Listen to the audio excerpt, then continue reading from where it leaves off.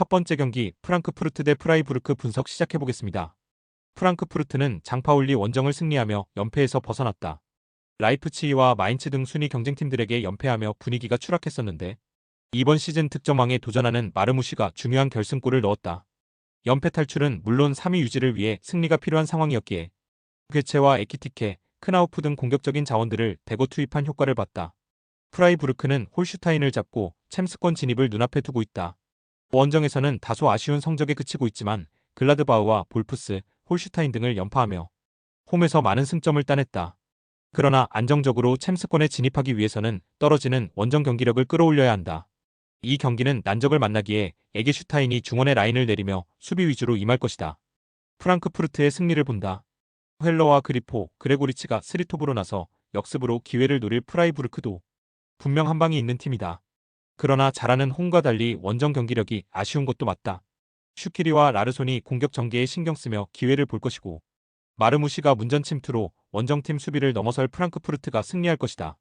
두 번째 경기 볼프스부르크 대 메넨글라트바흐 분석 시작해보겠습니다. 볼프스는 모하메드 아무라의 결승골로 호펜하임을 잡았다.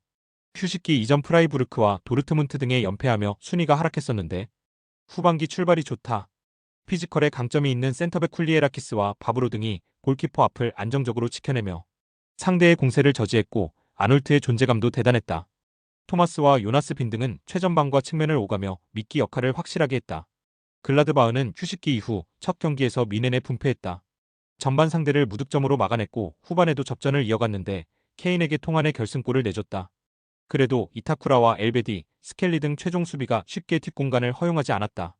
독일 국대 주전 스트라이커로 나서는 클레인디엔스트의 경기력도 시즌 내내 안정적이기에 상위권 추격을 노린다. 접전을 본다.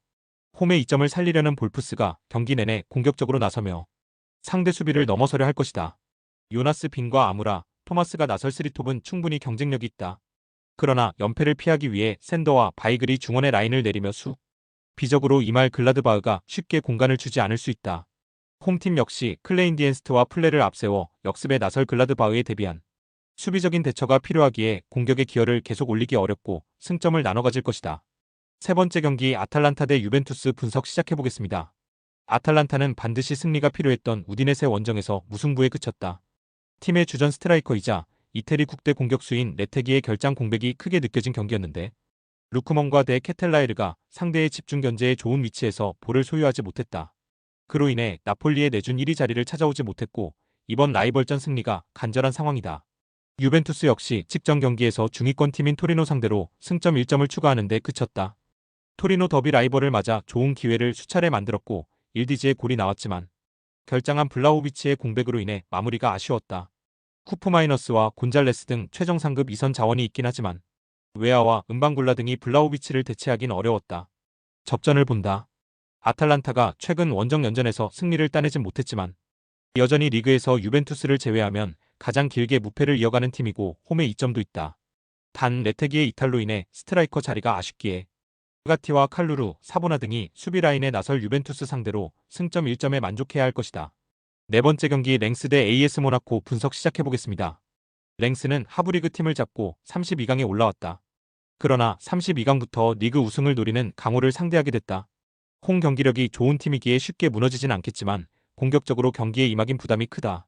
나카무라와 이토주냐 등 일본 국대 듀오가 역습 상황에서 돌파를 앞세워 기회를 노리겠지만 전체적으로는 무네시와 아탄가나 등 볼란치들이 하프라인을 쉽게 넘지 않는 수비적 운영으로 승부를 보려 할 것이다. 모나코는 슈퍼컵에서 라이벌인 파리의 패에 준우승에 그쳤기에 이번 프랑스 컵 대회에 대한 의지가 남다르다. 때문에 타이트한 일정에도 로테이션을 가동하지 않고 정상적인 베스트 11으로 경기에 임할 것이다. 스트라이커인 발로군과 윙어인 디아타 등이 부상 중이지만 그들을 제외하면 핵심 자원 중에 결장자가 없고 벤세기르와 아클리오체, 엠볼로 등이 공격을 이끌 수 있다. 모나코의 승리를 본다. 랭스가 무네시의 수비 보호 아래 안정적인 경기 운영을 하려 할 것이다. 홈의 이점도 무시하긴 어렵다. 그러나 자카리아와 미나미노 등이 중원을 두텁게 하며 점차 경기의 주도권을 가져갈 것이고 엠볼로가 특유의 문전 침투로 기회를 골로 연결할 모나코가 승리를 가져갈 것이다. 다섯 번째 경기 노팅엄 대 리버풀 분석 시작해보겠습니다. 노팅엄은 엄청난 페이스로 승점을 쓸어 담으며 3위로 올라섰다. 2위인 아스날과 같은 승점이고 리버풀과도 승점 차가 6점에 불과하기에 10여 년 전 레스터가 이뤄낸 동화 같은 우승에 도전 중이다. 워드 프라우스와 앤더슨, 아워니 등 타 팀이었다면 핵심적인 역할을 할 수 있었던 선수들이 벤치에서 로테이션 자원으로 나설 정도로 스쿼드에 강점이 있고, 특히 윌리엄스와 미렌코비치, 아이나 등이 버티는 수비가 안정적이다. 리버풀은 지난 라운드 홈 경기에서 메뉴와 무승부를 기록하며 2위권 팀들의 추격에서 벗어나지 못했다. 또 리그컵 준결승 1차전에서는 토트넘에 패하며 시즌 트래블 달성의 위기를 맞았다. 2차전 홈 경기가 있기에 여전히 결승 진출 가능성은 높지만 최근 다소 삐걱거렸다. 그래도 프리미어리그 최고의 선수인 모하메드 살라를 필두로 디아즈와 누네스 등 강력한 공격진이 건재하다. 리버풀의 승리를 본다. 노팅엄은 리그에서 토트넘과 브렌트포드, 빌라드 등을 연파하며 최고의 현재를 보내고 있다. 그러나 차원이 다른 공격진을 가동할 리버풀 상대로는 원하는 경기를 하지 못할 것이다. 소보슬라이의 부상 이탈은 아쉽지만 흐라벤베우와 메갈리스터가 중원을 장악하며 주도권을 잡을 것이고, 살라가 윌리엄스의 강력한 대인 방어를 개인 능력으로 이겨낼 리버풀이 승리할 것이다. 6번째 경기 마르세유 대릴 OSC 분석 시작해보겠습니다. 마르세유는 리그 2위 팀으로 이번 대회에서도 파리 생제르맹과 함께 가장 강력한 우승 후보다. 아드리앙 라비오와 호이비에르 등 파리에 뒤지지 않는 중원이 안정적이고, 리그앙 최고의 윙어로 떠오른 그린우드의 존재감도 확실하다. 단 이른 시기에 난적을 상대하는 어려움은 있고 홈에서 전력을 다할 것이다. 무파이와 와이 등 골을 넣을 수 있는 선수들이 적극적인 문전 침투를 할 것이고, 라비오와 롱지에가 중원의 라인을 올릴 것이다. 릴 파리 생제르맹과 마르세유, 모나코 등 리그 3강을 위협하는 팀이다.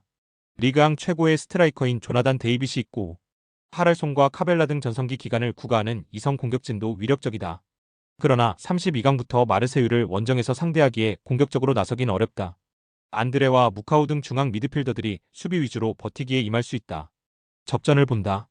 마르세유가 라이벌 상대로 홈의 이점을 누릴 수 있는 건 사실이다. 그러나 릴은 디아키테와 구드먼슨으로 이어지는 안정적인 수비 라인이 있고, 슈발리의 키퍼가 확실한 세이브 능력을 보여주고 있다. 안드레가 공격 전개보다는 수비 보호에 전념할 일, 이 90분 동안 승리를 허락하지 않을 것이다. 스포츠 당첨에 제일 중요한 건 조합입니다. 각 팀 분석을 잘한다고 하여도 조합을 못할 경우 큰 배당을 가져가지 못하는 거 다들 아실 겁니다.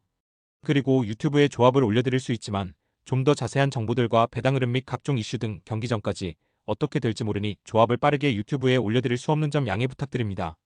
조합 신청은 아래 고정 댓글 링크로 조합 신청 말 걸어주세요. 금전 요구 및 멤버십 가입 조건 일체 없습니다. 좋은 건 서로 나눠 갑시다.